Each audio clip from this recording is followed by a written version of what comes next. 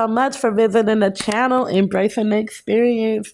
Go ahead, like, share, and subscribe. To all of you all who are already subscribed, thank you so much. I really appreciate your support. And feel free to leave a comment in the comment section and to share the video. My name is Rashina Johnson. And just real quick, y'all, I feel like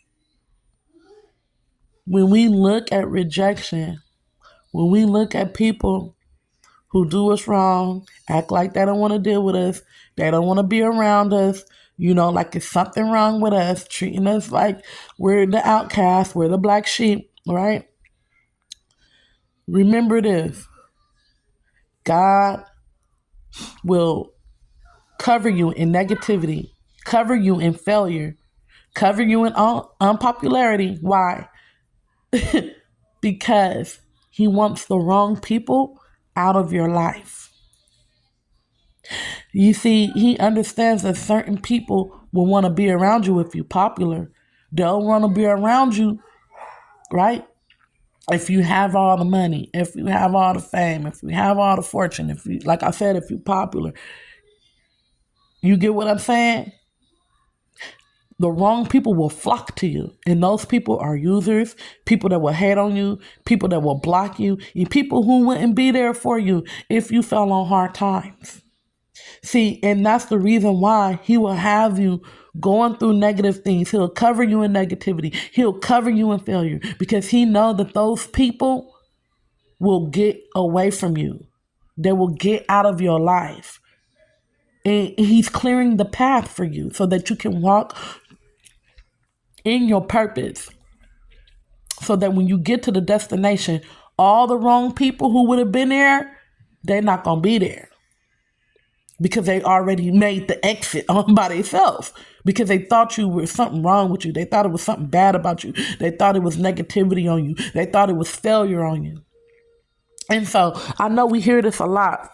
Rejection is your protection. Before God give you the blessing, He gonna make sure every hater is out of your life. And we hear that all the time. But listen, God put it to me another way today. I mean, not today. It was like the other day, a few days ago, right? Because sometimes, we hear things over and over and it becomes like you become numb to it after a certain while. But this is a way that God put it to me that I was able to understand and I understand the true meaning of what He means, right? So just listen. Me and my daughter, my little daughter, right? I was like, okay, let's walk to the park. You know what I'm saying? I'm about to go put my steps in, get my steps in. Let's walk to the park. So we walk to the park. We get to the park. We're playing on the gym equipment. You know what I'm saying? That's at the park, and we walk in the trail at the park. But then my daughter, I usually walk for a certain amount of time a day when I do walk. And my daughter, wanted to go play on the playground. And so we get to the playground and it's a family there giving a big party. And I'm like, oh, dang, there's no way I'm going to be able to finish my walk. It's too many people here. You know what I'm saying? It's a big family. They're giving a party. I don't want to go to the other side of the park where it's clear because my daughter wants to play on the playground and I want to keep an eye on her. So I'm like, there's no way that I will be able to walk over here at this playground. So I was like, well, you know what? That's fine. It's cool. I'll just walk another day. I'll walk some other time. And so the family that was giving the party was sitting at some benches and it was packed full of people. But like kind of like some feet away from them were another set of benches and it was like no one sitting there. So I went and sat over there. But mind you, they're still in the same area. Soon as they saw me sit down, everybody just hopped up and started packing everything up. They started packing things away, leaving. Imagine that. Imagine they're walking past me, giving me the side eye. They're, trying to make me feel unwelcome, rejected. Like, oh no, there was something wrong with me where they couldn't be around me anymore. And I started to feel really sad. And I started to feel really down. And I was feeling rejected. I was like, why are they doing me like that? You know what I'm saying? Like, oh my goodness, is it that serious? Like, and I started smiling, but I was smiling to keep from crying, if you know what I mean. I was smiling to try to keep from showing how hurt I was. And, they were walking past me. Mind you, this was like 20 or 30 people there at the park, one big family. And then they just were walking past me carrying all their decorations, all their food, their leftovers, their little cakes and balloons, and walking past me, looking at me up and down and giving me the side eye and just like making me feel really sad. And I was just, all the thoughts that were going on in my head were, wow, why are they doing this? Wow, am I that bad? And how did, what did I do wrong? And thinking all these things. And then, as soon as the last person walked past me, let me tell you, the last person walked past me, and it was hardly anyone else there at the park, maybe a few little other kids that were not with that family, and my daughter, of course, playing on the playground. And I was sitting there, and I was feeling so sad, and I put my head down. And it was at that moment when, after the last person left the park, God said, now you can walk. And I was like, oh, now I can walk? Oh, okay. And so I got up and I started walking. And I was walking around and I was walking and I was walking. And I was like, wow, okay, God, like I can walk now. Like, you know what I'm saying? Seriously, that's how it came to me. And but let me tell you, the whole while I was sitting there and I was watching them pack up and walk off and leave the park, I wasn't thinking, oh, when they leave, I'm going to walk. When they leave, that's going to leave room for me to walk. No, I was too busy thinking, why are they doing this to me? What did I do to them? Why are they making me feel like that? And why am I being rejected? I was so busy, like, feeling sad about what they were doing that I wasn't even thinking like that I was going to be able to walk once they left. I wasn't even thinking that at all. At all. I was just so worried about what they were doing. And then it was, like I said, it wasn't until the last person left that God was like, now you can walk.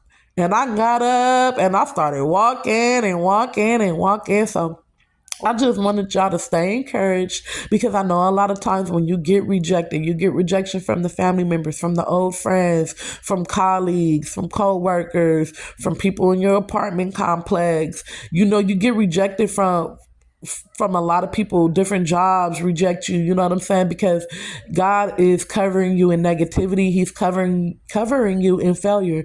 Because guess what? When you finally make it to your destination, when you're walking, you're on your journey, and you make it to your destination, he does not want the wrong people attached to you, because he knows that those people will only be attached to you because of your success. Now, remember what I said about how all those people got up and left, but there were like some people still left in the park, in the playground area. There was like very few who were not with that family though. And they were still standing. It was very few, maybe 2 or 3 other people and like a few other little kids, like 2 or 3 other little kids with my daughter, of course. But everyone else had left. Like, mind you, like 20 or 30 other people had left. And it was only like 2 or 3 other people and just a few little kids and my daughter. And what that signifies is the people who are supposed to be on your journey with you, I don't care how few it is, God will keep them with you as you're walking, as you're on your journey. They're not going to get up and leave. They're not going to bounce on you, and they're not going to make you feel rejected. They're going to stand there and stand by your side. It might be few in between, but they're going to be there. That's what God got for you. You need to appreciate what he got for you, right? And so I just wanted to mention that. Another thing that I want to mention is give God your all. Be fully saved. Don't be wavering in sin. You know what I'm saying? If you know you got some things that you need to cut off, cut it off and repent and confess your sins and give your life to Christ wholeheartedly. But what I'm going to add is, don't look at your journey and how you're doing things and compare it to everybody else, because sometimes people will say, if you're not doing it this way, you're not doing it right. If you're not doing it that way, you're not doing it right. You know what I'm saying? If you're you know because the things that you've been through may cause you to learn a little bit different. Have you ever thought about it? Think about this, or it might cause you to walk your journey out differently than everybody else, and that's okay. I remember back in elementary school, when your teacher talked about the different learning styles of people. Some people learned by seeing it, by him writing it down on a board and them seeing it. Some people learned by just hearing it. They didn't register the information by seeing it. They had to hear it. Some people don't register the information by seeing it or hearing it, but they need to write it down. You get what I'm saying? So your learning style and your journey might be different than everybody else's. So they might look at you. They might look at you and think that, oh, because you're doing it this way or you're doing it that way, that you're doing it wrong. Not understanding that your walk is personalized and unique to you and your journey and the things that you have been through, right? So I don't care. Look, I don't care if you gotta crawl, if you gotta skip, if you gotta turn around and walk backwards, but you're still gonna move forward. I saw some people at the park, right? Older people, I will see them doing this a lot. They'll be walking backwards, but they're still moving forward. But it looks strange to everybody else. Like, why are they doing it like that? They're not going to get results like that. They're doing it wrong. But they are exercising a different part of their muscle. They're exercising a different part of them that is not of their legs and stuff that haven't been exercised, because they're doing it backwards. And it looks strange and weird to everybody else, like they doing it wrong. But if you pay attention, they still moving forward to their destination. You get what I'm saying? But it looked different to everybody else. But guess what? It's beneficial to them because they're exercising a muscle that they haven't exercised before. So just because your journey look backwards or different or weird, or like you're not progressing right, you're not doing something right to them, you're still moving in the right direction. One thing we're not going to do is give up. It might look like you walking slowly, you walking backwards, but you're not giving up. You're still moving in the right direction. So don't be too concerned about, take the information and advice that people are giving you, but don't let it make you feel bad or affect you because you're doing it different. Long as you wholeheartedly giving yourself over to Christ, and you wholeheartedly, are trying the best you can to live for him and to repent and things like that. Don't worry about how it's walked out. Another way that God gave it to me is, imagine a baby. When babies first start walking, what they do? They start rocking first, right? They start rocking. They start rocking because they're trying to get that momentum in them. They building up their muscles. Then what they do, start doing, they crawling. They start crawling, right? They start crawling. But then what happens? When the parent sees that this baby is getting ready to walk, and they trying to walk and crawl and all that, what they start doing?